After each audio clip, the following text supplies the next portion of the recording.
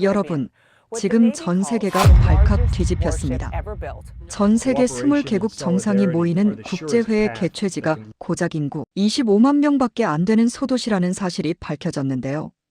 그 과정에서 경악할 만한 유적지의 비밀까지 폭로되었다고 합니다. 방송이 나간 후 전 세계 언론들은 경악했고, 로이터, BBC, AP통신 등 세계 주요 언론사에서 일파만파 해당 영상이 퍼지고 있습니다. 심지어 단 일주일 만에 모든 외신 기자들은 자신들의 첫 번째 기사를 취소했다고 합니다. 도대체 경주에서 무슨 일이 일어난 걸까요? 화려하지도 않은 이 도시가 어떻게 전 세계를 감동시켰을까요? 그 놀라운 8일간의 이야기, 지금 시작합니다. 안녕하세요. 저는 사라 톰슨입니다. CNN 인터내셔널에서 15년 넘게 국제 뉴스를 다뤄온 기자죠. 세계 각국의 정상회담을 취재하며 제네바, 싱가포르, 런던을 오갔습니다. 화려한 도시들의 국제회의장을 누비며 수많은 역사적 순간을 목격해왔어요. 그런 제가 한국의 작은 도시 경주에 도착했을 때 느꼈던 당혹감을 지금도 생생하게 기억합니다. 인천공항은 붐볐습니다. 전 세계에서 날아온 기자들과 각국 정상 수행원들로 가득 차 있었어요. 20개국 정상이 모인다는 소식에 로이터, BBC, AP통신 등 주요 언론사 취재진만 2천여 명이 몰려들었죠. 공항 로비는 각국 언어가 뒤섞인 소음으로 가득했습니다. 모두의 목적지는 경주였어요. 공항에서 경주행 기차를 타고 가는 동안 동료들과 이야기를 나눴습니다. 옆자리에 앉은 독일 기자는 고개를 저으며 말했어요. 왜 서울이나 부산이 아닌 경주지? 이해가 안 가요. 저도 같은 생각이었습니다. 한국 정부가 무슨 생각으로 이런 선택을 했는지 도무지 이해할 수 없었어요. 기차 안에서 경주에 대한 자료를 검색해봤습니다. 인구 25만 명의 소도시. 주요 산업은 관광업. 고층 빌딩 거의 없음. 제 불안감은 점점 커져만 갔죠. 경주역에 내렸을 때 제 예상은 현실이 되었습니다. 역사는 생각보다 훨씬 작았어요. 파리 북역이나 런던 킹스크로스역과는 비교도 되지 않았죠. 천장이 낮고 플랫폼도 좁았습니다. 대규모 국제 행사를 앞둔 도시라고는 믿기 어려웠어요. 저는 노트북을 꺼내 메모를 시작했습니다. 이미 부정적인 기사의 방향이 머릿속에 그려지고 있었죠. 택시를 타고 숙소로 향하는 길. 창밖 풍경은 더욱 당황스러웠습니다. 고층 빌딩은 거의 보이지 않았어요.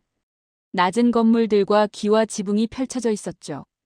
국제회의 취재를 다니며 익숙해진 화려한 야경도, 특급 호텔의 현대적 스카이라인도 없었습니다. 택시기사에게 물었어요. 이 도시에서 가장 높은 건물이 어디죠? 호텔 코오롱이요. 한 20층쯤 되나? 20층. 뉴욕이나 싱가포르에서 봤던 50층, 60층짜리 마천루들이 떠올랐습니다. 마음속으로 한숨이 나왔죠. 숙소에 도착해 창문을 열었습니다. 바깥 풍경이 더 넓게 펼쳐졌어요. 멀리 산이 보이고 나지막한 건물들이 조용히 자리하고 있었습니다. 현대적인 도시의 모습은 거의 찾아볼 수 없었죠. 뉴욕이나 런던에서 봐왔던 웅장한 건축물 대신 소박한 건물들 뿐이었습니다. 노트북을 열고 첫날 인상을 메모했어요. 본사에 보낼 기사 초안이었죠.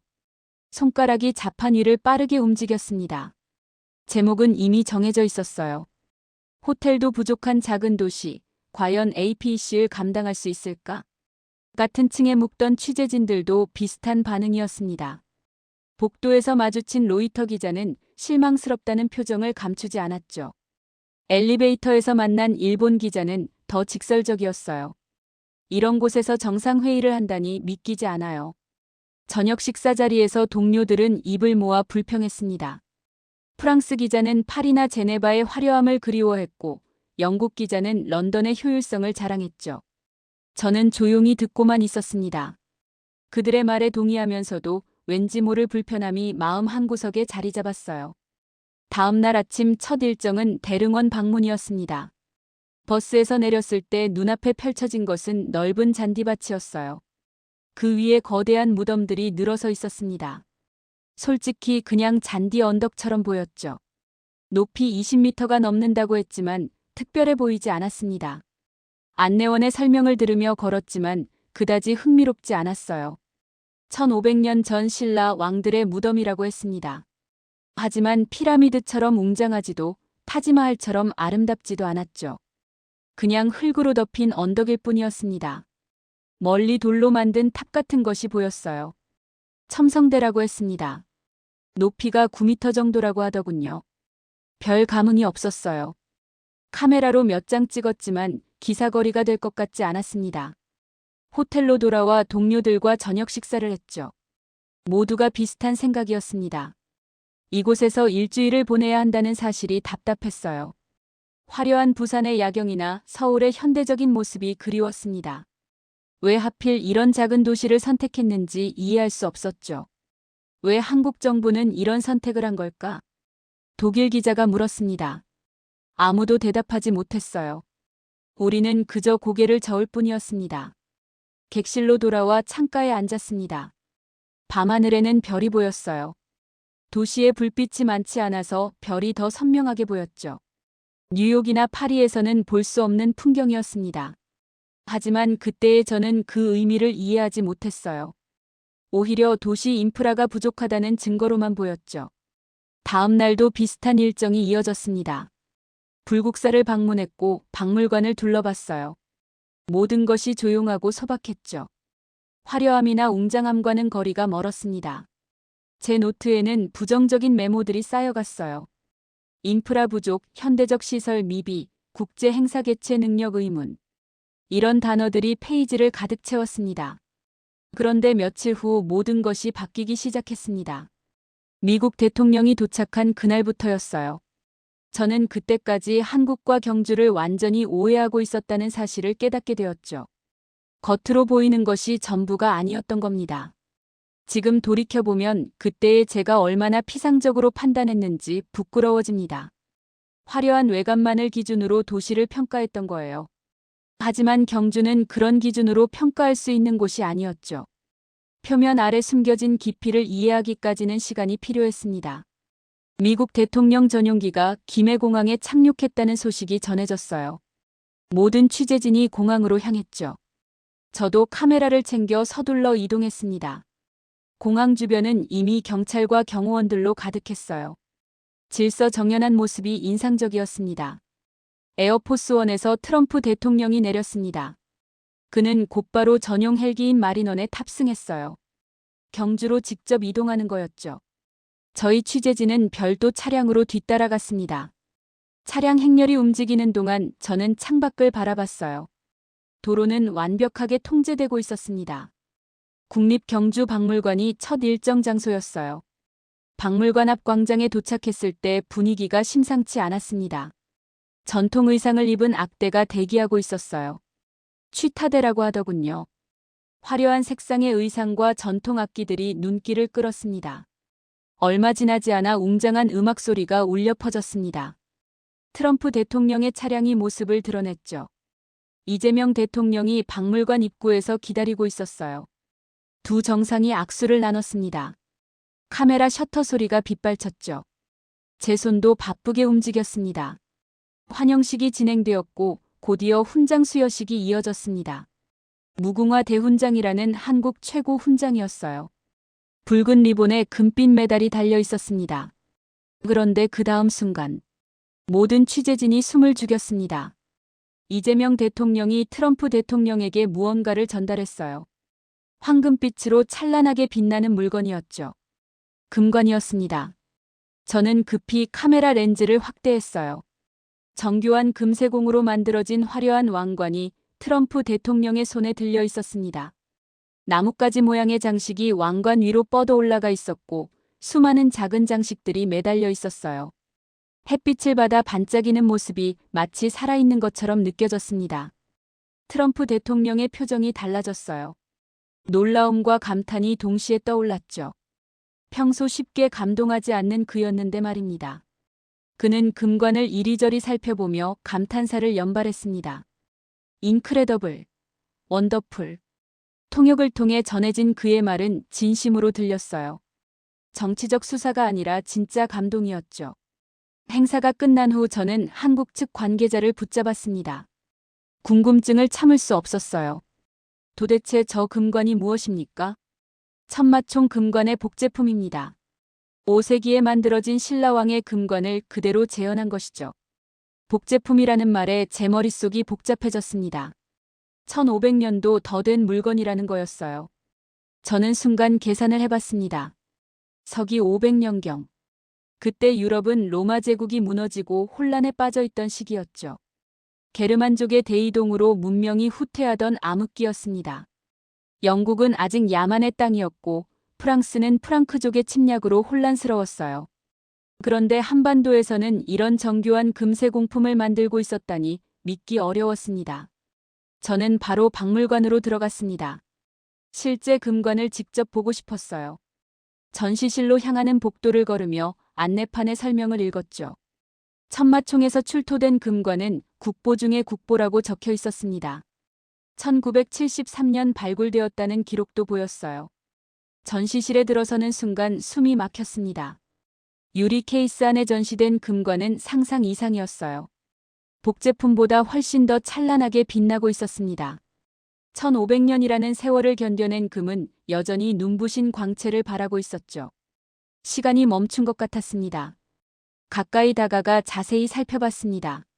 362개의 금판이 하나하나 연결되어 있었어요. 손톱만 한 크기의 작은 금판들이 정교하게 이어져 있었죠. 놀라운 것은 연결 부위가 거의 보이지 않는다는 점이었습니다. 용접이나 접착의 흔적이 전혀 보이지 않았어요. 현대의 현미경이나 정밀기구 없이 어떻게 이런 작업이 가능했는지 도저히 이해할 수 없었습니다. 금관 표면에는 작은 금구슬들이 무수히 붙어 있었어요. 각각의 구슬이 완벽한 구형을 이루고 있었습니다. 어떤 기술로 이렇게 작은 구슬을 만들고 붙였는지 경이로웠죠. 나뭇가지 모양의 장식 끝에는 초승달 모양의 금판들이 매달려 있었습니다. 왕이 움직일 때마다 흔들렸을 그 장식들을 상상하니 1500년 전 신라의 모습이 눈앞에 그려지는 것 같았어요. 박물관 학예사를 찾아갔습니다. 이 금관에 대해 더 알고 싶었어요. 학예사는 친절하게 설명해 주었습니다. 금관 표면의 작은 금구슬들은 육안으로는 붙인 흔적을 확인할 수 없을 정도로 정교합니다. 현대기술로도 재현하기 어려운 수준이죠. 현대기술로도요? 네. 몇몇 대학 연구팀이 똑같이 만들어 보려고 시도했지만 실패했습니다. 1500년 전 기술을 아직도 완전히 이해하지 못하고 있는 거죠. 저는 충격을 받았습니다. 현대과학이 고대 기술을 재현하지 못한다니 말이에요. 왜 이 금관을 선물로 선택했습니까? 학예사의 답변은 깊은 의미를 담고 있었어요. 금은 변하지 않는 가치를 상징합니다. 한미동맹의 견고함과 영속성을 표현한 거죠.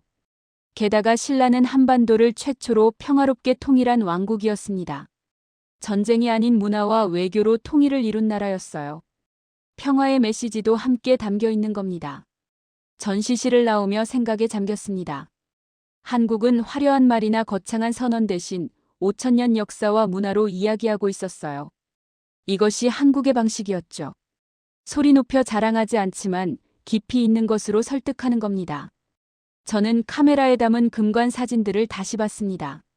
렌즈를 통해 본 것보다 실제로 본 것이 훨씬 더 강렬했어요. 그날 저녁 호텔로 돌아와 기사를 다시 썼습니다. 며칠 전 작성했던 부정적인 초안을 모두 지웠어요. 손가락이 멈추지 않고 움직였습니다. 새로운 제목을 붙였죠. 한국이 세계에 보여주는 진짜 힘. 이야기의 방향을 완전히 바꿨습니다. 1500년 전 금관 이야기로 기사를 시작했어요. 암흑기의 유럽과 찬란한 문명의 신라를 대비시켰습니다. 다음 날 문화유적 사전 취재 일정이 잡혔어요. 첨성대라는 곳으로 간다고 했습니다. 동료 기자들과 함께 버스에 올랐죠. 솔직히 큰 기대는 하지 않았어요. 어제 금관을 본 후라 다른 유적들이 시시해 보일 것 같았습니다. 하지만 어제의 경험 때문에 마음을 열고 보기로 했죠. 첨성대에 도착했을 때 첫인상은 실망스러웠어요. 높이 9m 남짓한 돌탑이 전부였습니다. 화려하지도 웅장하지도 않았죠. 그냥 돌을 쌓아 올린 탑처럼 보였습니다. 옆에 있던 AP통신 기자도 고개를 갸우뚱하고 있었어요. 하지만 저는 이번엔 성급하게 판단하지 않기로 했습니다. 어제 금관에서 배웠으니까요. 안내를 맡은 김민수 교수가 설명을 시작했습니다. 이 첨성대는 7세기에 만들어진 동양에서 가장 오래된 천문대입니다. 하지만 단순한 천문대가 아니에요. 고대의 컴퓨터라고 할 수 있죠. 고대의 컴퓨터? 저는 귀를 기울였습니다. 교수는 태블릿을 꺼내 연구 자료를 보여주었어요. 나사와 고려대학교가 공동으로 진행한 연구 결과였습니다. 나사라는 단어에 취재진들이 술렁거렸어요. 첨성대를 구성하는 돌이 정확히 362개입니다. 음력 1년의 날짜와 정확히 일치하죠. 처음에는 우연이라고 생각했어요. 하지만 교수의 설명을 듣다 보니 생각이 바뀌었습니다. 첨성대의 축선이 동지와 하지의 일출 방향과 정확히 일치합니다. 최신 천문 소프트웨어로 시뮬레이션한 결과죠. 오차가 0.5도 이내입니다. 1400년 전 사람들이 어떻게 이런 정밀한 계산을 했는지 도저히 이해가 되지 않았어요. 신라인들은 수백 년에 걸친 천문 관측 데이터를 축적했습니다. 빅데이터 분석과 비슷한 방식이었죠. 오랜 시간 별의 움직임을 기록하고 패턴을 발견했던 겁니다. 독일에서 온 기자가 질문했습니다. 그럼 이게 실제로 작동했습니까? 당연하죠. 신라는 첨성대를 통해 농사 시기를 정했고 제사 날짜를 계산했으며 국가 행사를 계획했습니다. 단순한 관측소가 아니라 국가 운영 시스템의 핵심 시설이었던 겁니다. 저는 첨성대 주변을 천천히 걸으며 다시 살펴봤어요. 처음 봤을 때와는 완전히 다르게 보였습니다. 각돌의 배치, 층의 구조, 창문의 위치까지 모든 것이 계산되어 있었어요. 돌 하나하나의 크기와 모양도 제각각이 아니라 정교하게 선택된 것들이었습니다. 무작위로 쌓은 돌탑이 아니라 정교한 과학기구였던 겁니다. 교수는 또 다른 놀라운 사실을 알려주었어요.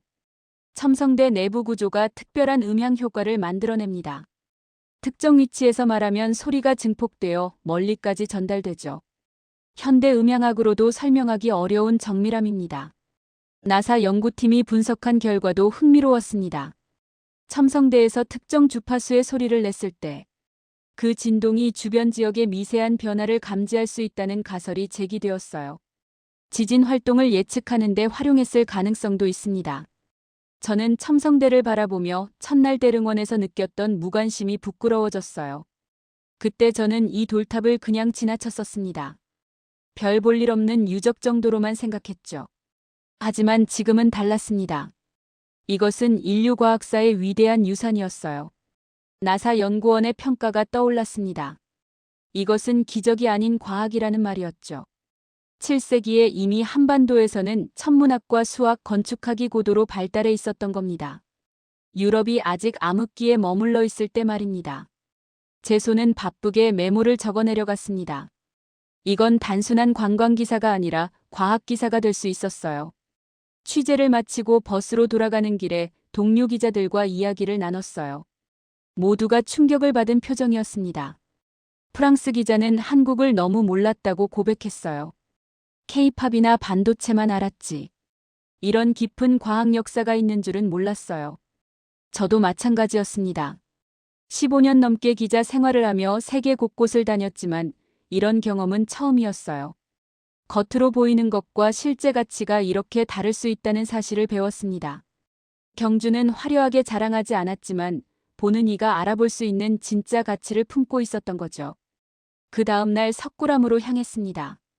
토암산 중턱에 위치해 있다고 했어요. 산을 올라가는 길이 제법 가팔랐죠. 나이가 드니 숨이 차더군요. 함께 올라가던 일본 기자들도 힘들어하는 게 보였습니다.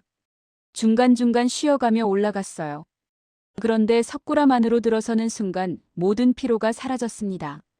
돔 형태의 공간 중앙에 거대한 불상이 고요하게 앉아 있었어요. 높이가 3.5m라고 했습니다. 부처님의 얼굴에 떠오른 미소는 1200년의 시간을 초월해보는 이를 압도했어요. 그 평화로운 표정을 보는 것만으로도 마음이 차분해지더군요.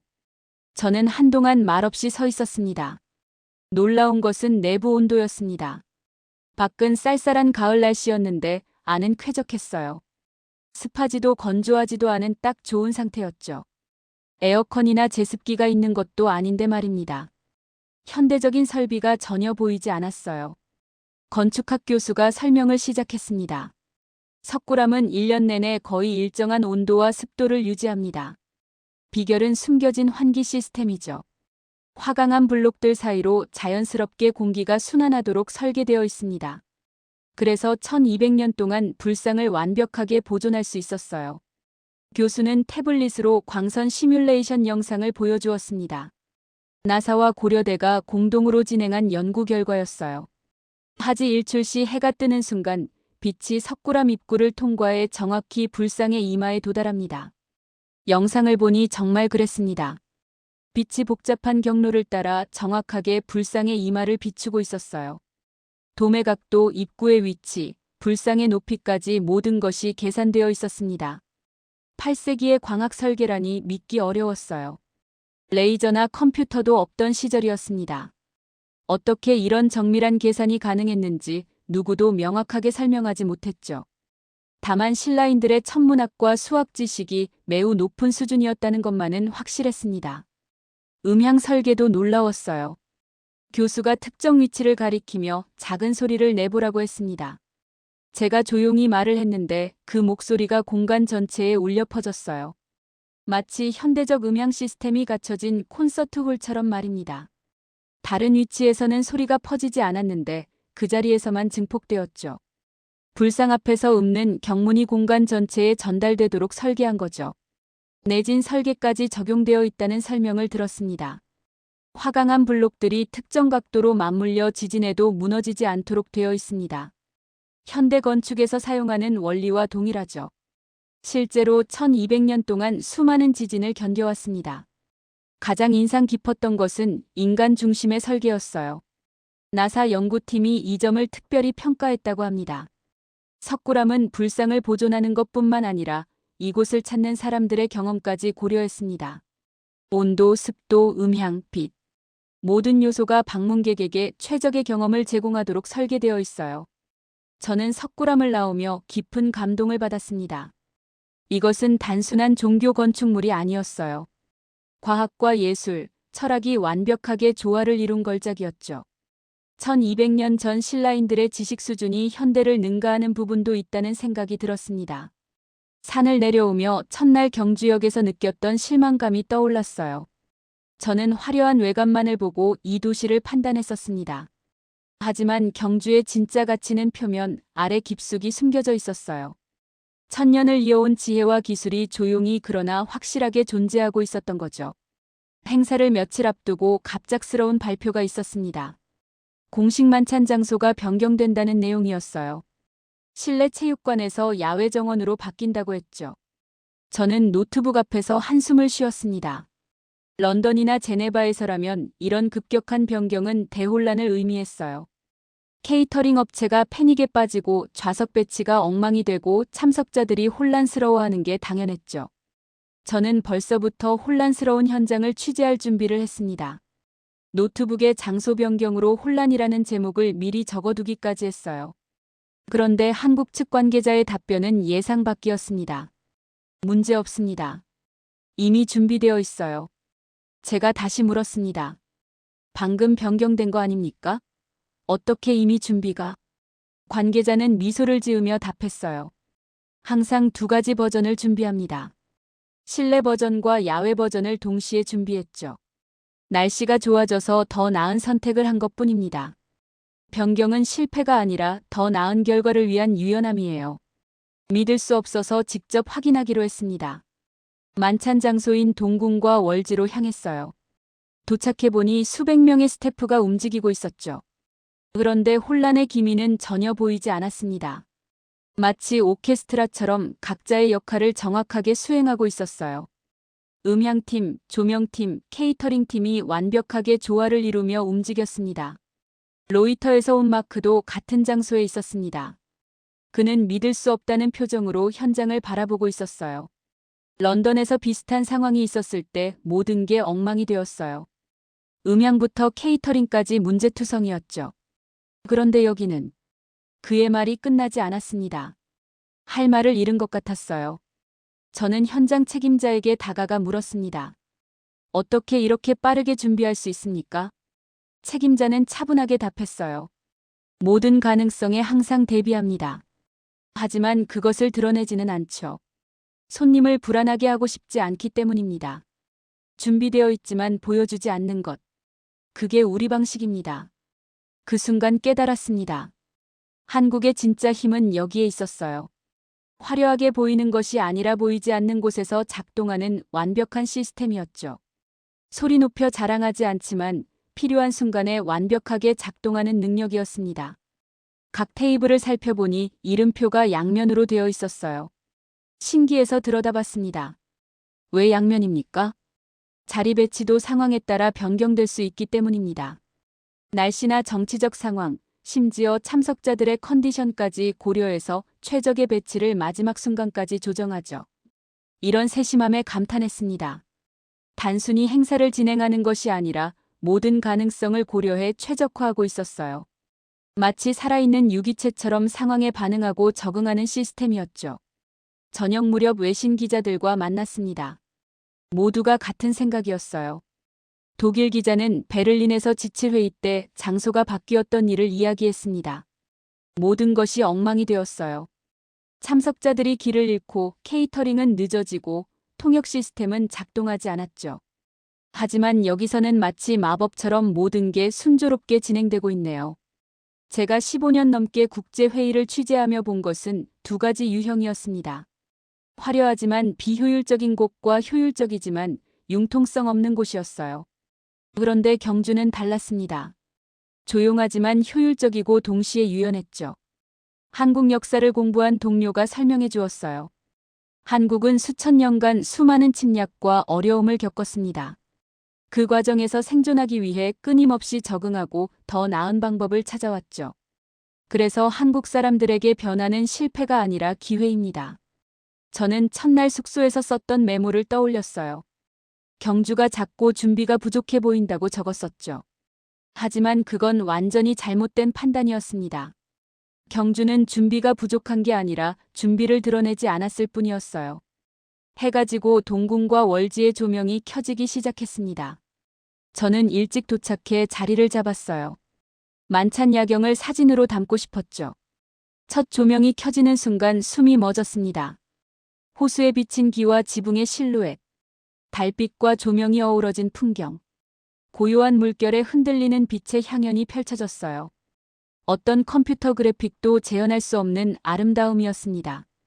조명은 과하지 않았어요. 절제되고 우아했죠. 건축물의 아름다움을 그대로 살리면서도 환상적인 분위기를 만들어냈습니다. 프랑스에서 온 기자가 옆에서 넋을 잃고 바라보고 있었어요. 저도 카메라를 든 손을 내렸습니다. 사진으로 담기에는 아까운 순간이었어요. 그냥 눈에 담고 싶었죠. 안내판의 설명을 읽었습니다. 동궁과 월지는 1300년 전 신라 왕실의 정원이라고 적혀 있었어요. 동궁은 왕자가 거처하는 궁을, 월지는 달이 비치는 연못을 의미한다더군요.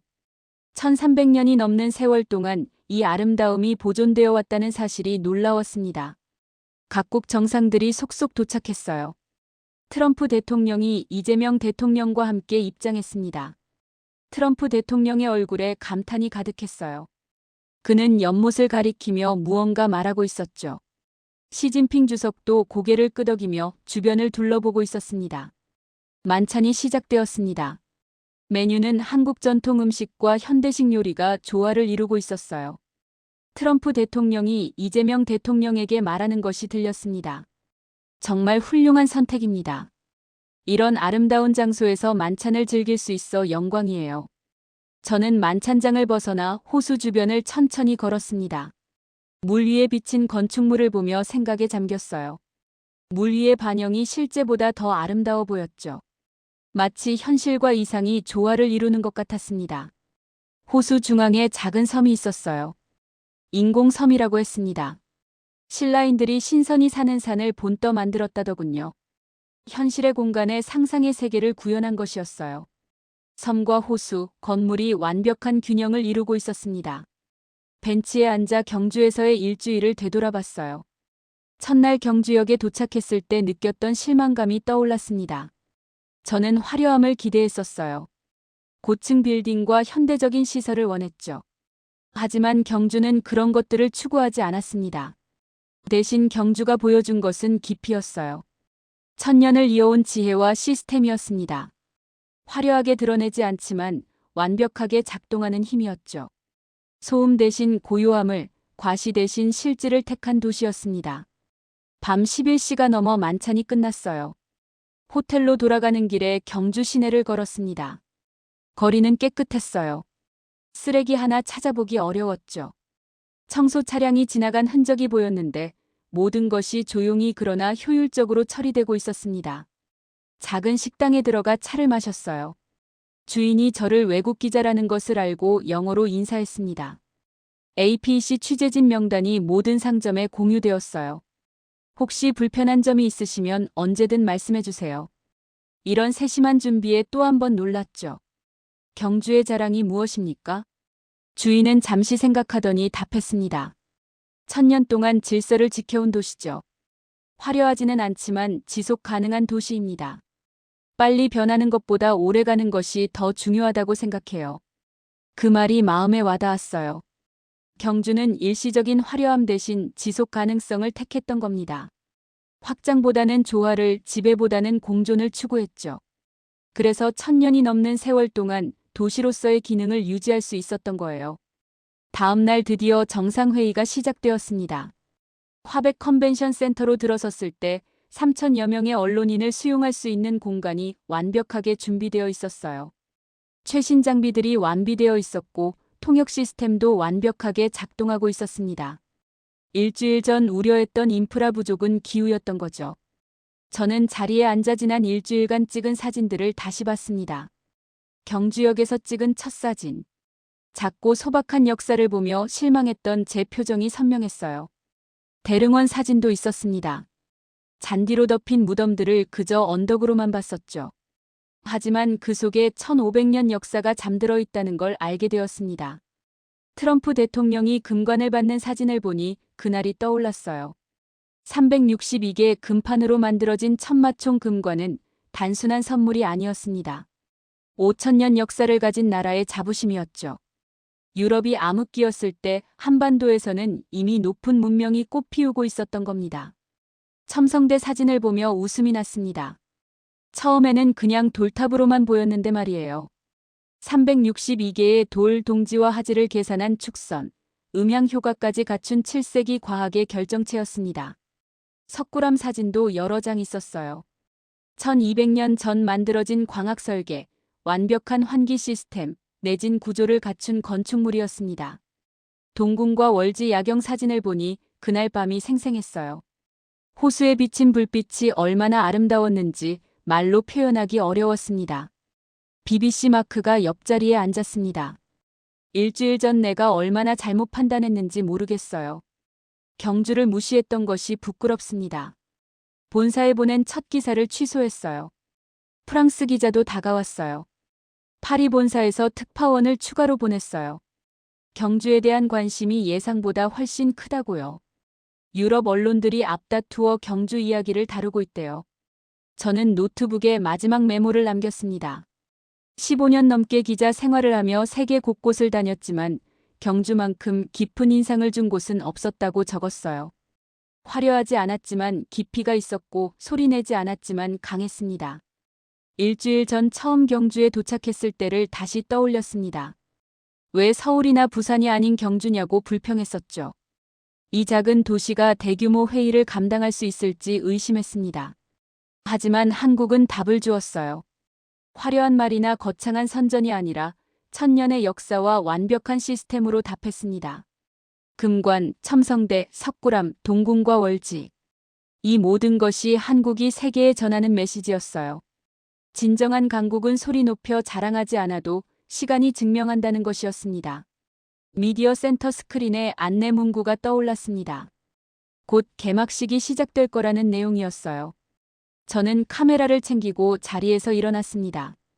일주일간의 여정이 이제 정점을 향해 가고 있었죠. 경주는 조용히 그러나 확실하게 자신의 가치를 증명할 준비가 되어 있었습니다. 화려하지 않지만 완벽하게, 소리내지 않지만 강하게. 세계에 한국의 진짜 힘을 보여줄 순간이었어요.